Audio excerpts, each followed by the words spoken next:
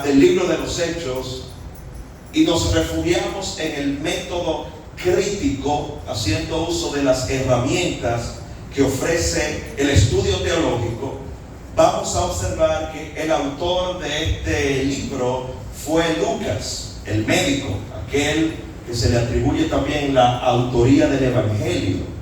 Y pues lo escribió, si hablamos acerca de cronología, entre los años 63 y 70 después de Cristo o en la era común. Si nosotros pues observamos el destinatario, Lucas, aplicando las técnicas de su carrera, era médico, era un profesional de la medicina, tenía conocimiento con respecto pues a observar, parte muy fundamental del método científico, pues escribió a Teófilo, quien, si vamos a la etimología del nombre, significa amante de Dios, y era una autoridad, era una persona pues que Lucas consideraba importante para hacer un relato, para hacer una narrativa con respecto a los hechos que acontecieron en el ministerio de Jesús y posteriormente, y ahí pues se marca el libro de los Hechos, en los eventos, en los portentos, en las acciones realizadas, motorizadas, efectuadas por los discípulos de Jesús, los apóstoles de Jesús, en el contexto de la iglesia primitiva.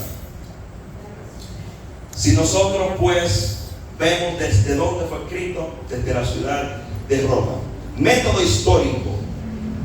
Este libro relata de manera puntual, de manera amplia, el proceso de expansión del evangelio del reino de Dios, iniciando por el cumplimiento de la promesa que Jesús había pues realizado a los discípulos antes de la ascensión. Y esto estaba enmarcado en que ellos no iban a estar solos, sino que recibirían el Espíritu Santo de la promesa. Y de hecho le dio una indicación, una instrucción, en que no salgan pues del aposento hasta que no fuesen investidos con ese poder.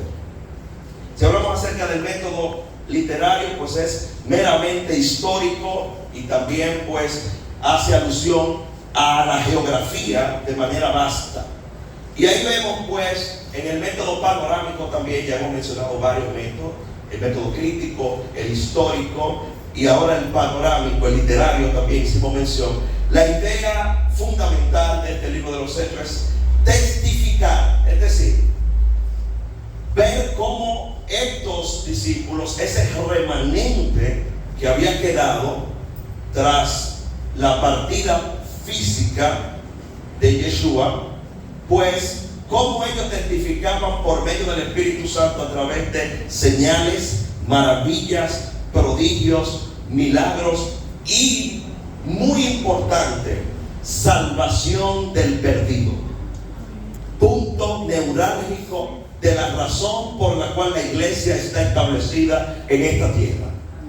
Si la iglesia no salva a los perdidos, digo, la iglesia salva, aunque sabemos que es el Señor pues quien salva. La salvación es de Jehová, dice el texto, pero el brazo operativo del Señor en la tierra es la iglesia. Es a través de la iglesia que un pecador puede identificar que ha transgredido. Pecado significa, y viene del original, pues amartio, que tiene que ver con errar al blanco. Así que cuando una persona se da cuenta que ha errado en el blanco, es porque hay una iglesia que ha hecho su trabajo. Es porque hay una iglesia que entiende su razón de ser. Es porque hay una iglesia que entiende cuál es su naturaleza de proclamar el evangelio, que son las buenas noticias, y de pues discipular a los creyentes. Palabras claves en el libro de los Hechos: creer, bautizar, espíritu, testigo, palabra, salvo y demás. En este capítulo hay un personaje central, Saulo de Tarso. Su apellido no era Tarso, lo que pasa es que en ese momento histórico pues se solía pues utilizar el origen, el término de ciudad pues de la persona, y se le añadía, se le incluía pues en el nombre. Saulo de Tarso, ¿verdad? Una ciudad que, si lo traemos en el esquema contemporáneo, sería Turquía. Obtuvo la ciudadanía romana al nacer. Creció en un ambiente sumamente religioso. Fue enviado a estudiar a Jerusalén, que no todo el mundo tenía el acceso o el privilegio pues de ser un rabino, pues de ser uno que enseña. Y Pablo pues tuvo la oportunidad de convertirse en fariseo y ejercer como tal. ¿Cómo veían los fariseos el cristianismo? Como una perversión, porque ellos estaban anclados en el judaísmo, ¿verdad? En la religión hebrea, en la fe hebrea. Y en este sentido, pues Saulo se trazó una misión y fue asolar, perseguir la iglesia de Jesucristo. Esto se puede confirmar en el libro de los Hechos, capítulo 8, verso 3, con un intento de hacer apologética. La apologética no es más que la defensa de una fe, hacer apologética de sus creencias judaicas. En el verso, o en el libro que leímos, pero en los versos 1 y 2 dice: Saulo, respirando aún amenazas y muerte contra los discípulos del Señor, vino al sumo sacerdote y le pidió cartas para las sinagogas de Damasco, zona geográfica, a fin de que se hallase algunos hombres o mujeres de este camino, los trajese preso a Jerusalén. Fíjese cómo Pablo, en la percepción errada que tenía con respecto al servicio a Dios, se autoasigna, decide por cuenta propia ir donde los principales y pedir cartas, es decir, pedir una autorización. ¿Para qué? Para perseguir y apresar a los creyentes que se encontraran en el camino.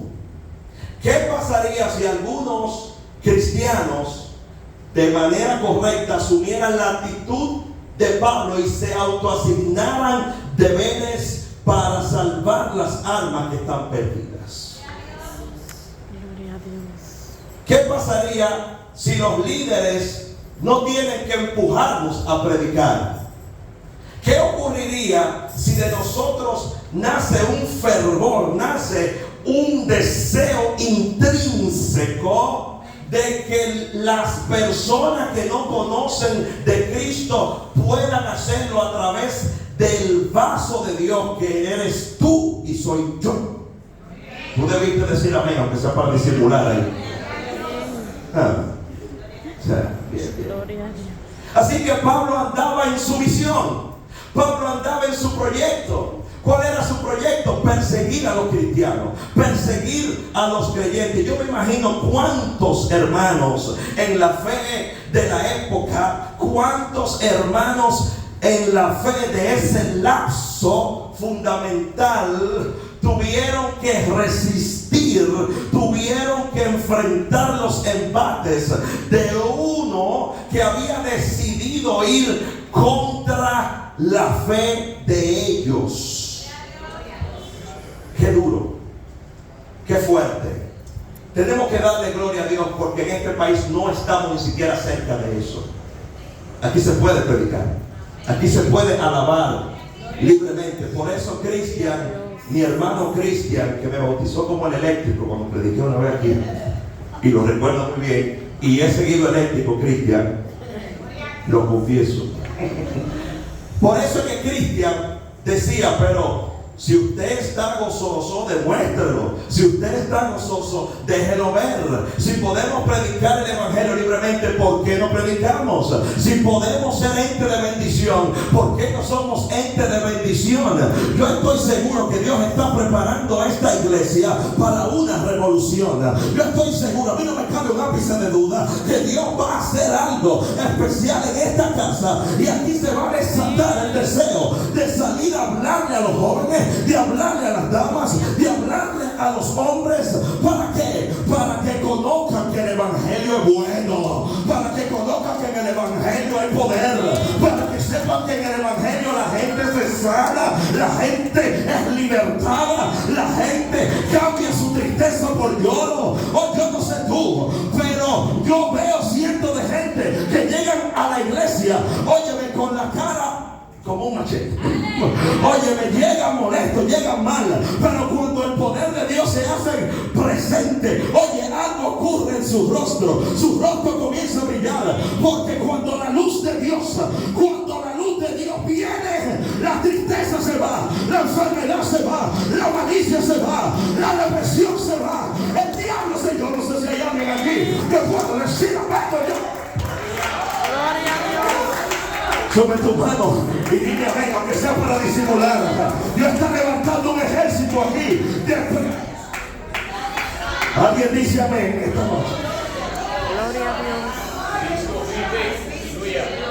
Pablo andaba suelto, persiguiendo a los cristianos, Gloria a Dios. hasta que se encontró con Jesús. Hay mucha gente haciendo cuantas cosas horribles. Espérate que se encuentren con Jesús. Así que si tú estás siendo perseguido, mira, tu persecutor tarde o temprano se va a encontrar con Jesús. Más temprano que tarde va a ver cómo Dios va a ver el Dios que tú no. Pero yo no sé contigo. Gloria a Dios. Déjame seguir. Vamos a ver, tranquilízate. Tú eres Hechos 9:3. Mas yendo por el camino, aconteció que al llegar cerca de Damasco, repentinamente les rodeó un resplandor de luz del cielo, y cayendo en tierra, oiga bien, Jesús dijo que Él es la luz. Es decir, cuando Pablo iba caminando muy concentrado en su misión diabólica, en su misión satánica, en su misión totalmente anti Dios, él no estaba contando que había una luz que lo iba a tumbar. Él no tenía en su planificación, no tenía en su esquema de acciones que iba a ser impactado por la luz de Dios. Yo no sé si hay alguien que recuerde el escenario cómo se convirtió. Quizás tú no perseguías la iglesia, pero yo estoy seguro que de una manera u otra tú sentiste como la luz de Dios invadió tu ser, como la luz del eterno Dios vino y se llevó la... Gloria a Dios. Poderoso Dios.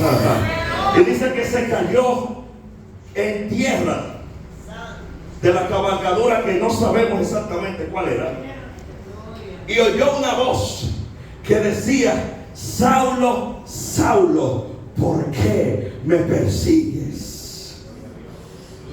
Y él seguramente pensaba que estaba persiguiendo a los cristianos. Él pensaba que el Señor no estaba involucrado en esta persecución.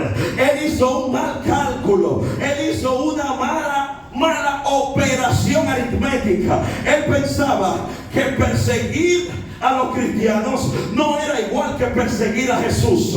Pero más adelante el Señor le dice: por cuanto los perseguías a ellos, me perseguían a mí.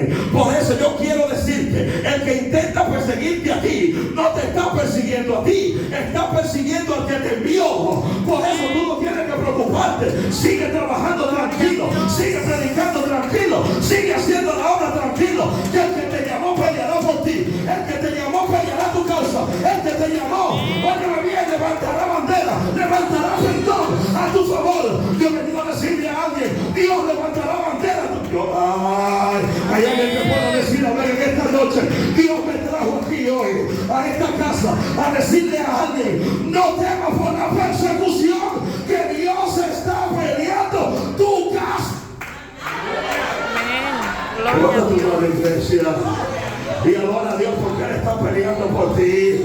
Hay un texto en el Antiguo Testamento que dice, óyeme bien, ustedes estarán tranquilos que yo pelearé, dice el Señor.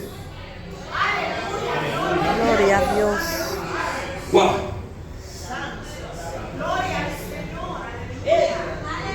¿Por qué me persigues? Él dijo, ¿quién eres, Señor?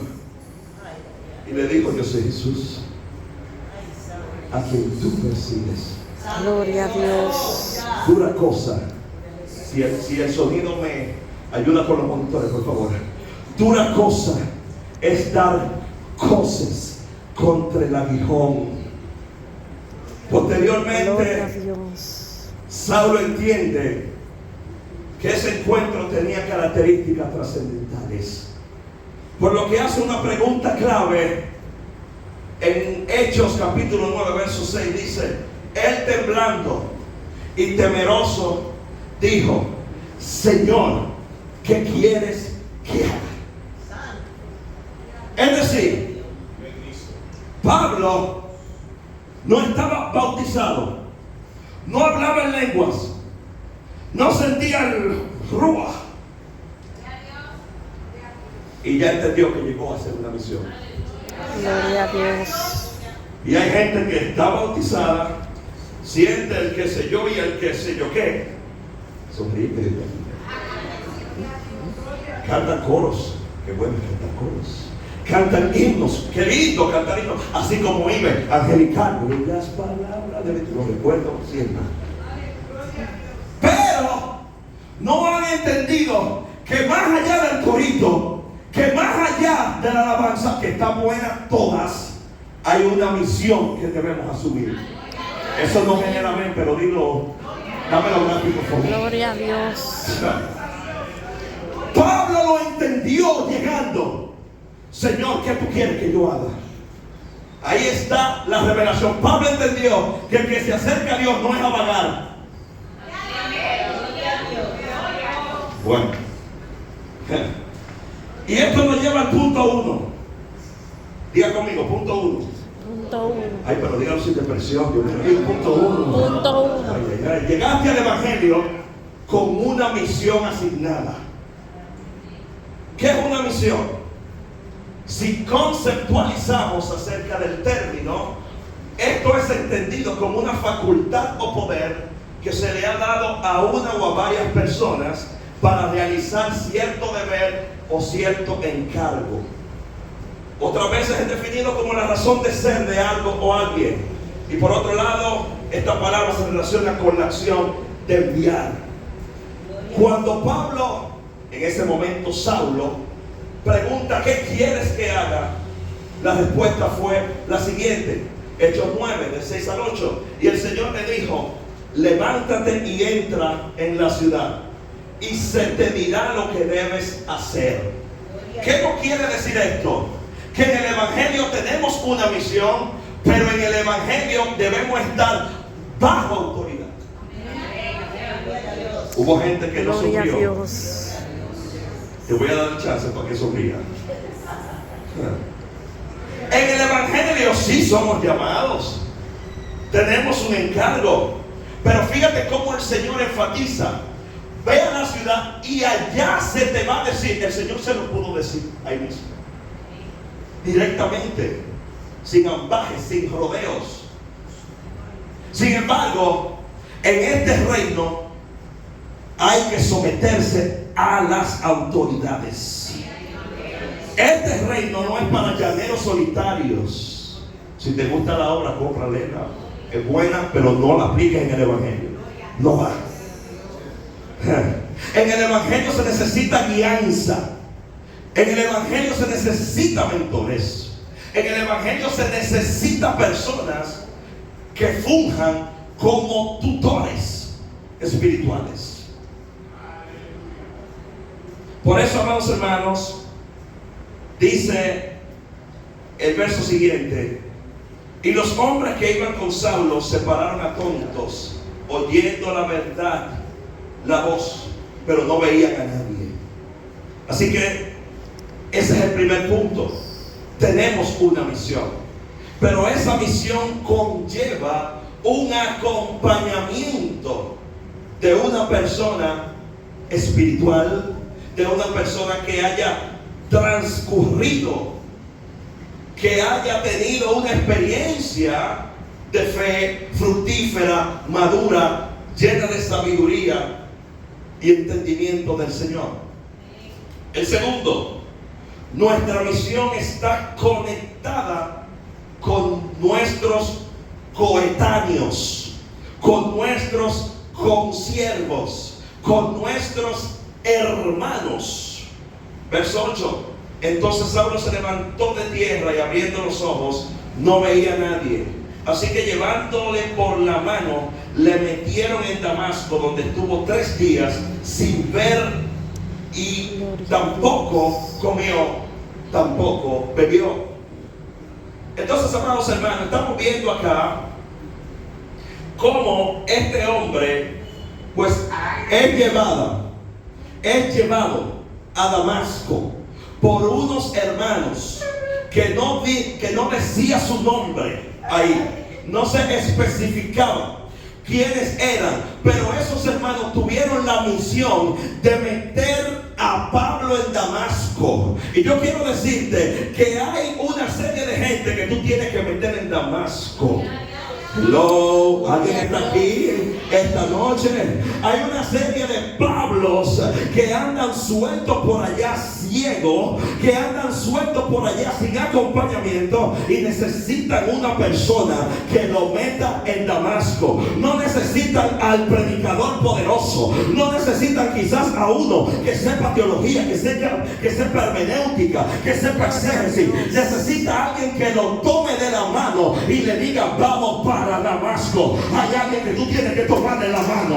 Hay alguien que tú tienes que, mira, a veces agarrarlo por el cuello y decirle: ven, vamos para Damasco. Que en Damasco Dios te va a hablar. En Damasco Dios te va a liberar. En Damasco Dios te va a bendecir. En Damasco Dios te va a liberar. Habrá alguien que esté listo para meter a gente en Damasco. Habrá alguien que esté ya convencido que tiene que salir a buscar al Pablo de él. Ayúdame a oír. Habrá alguien aquí. Mira a alguien y dile: voy a buscar a alguien y lo voy a meter en Damasco. Dice: lo voy a buscar a alguien y lo voy a meter en Damasco. No sé si será joven, no sé si será viejo, pero lo meto en Damasco. En el nombre.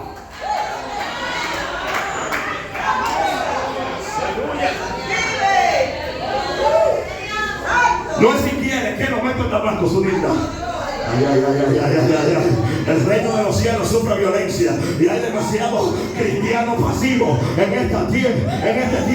Hay demasiados cristianos pidiendo permiso al diablo. No se le pide permiso.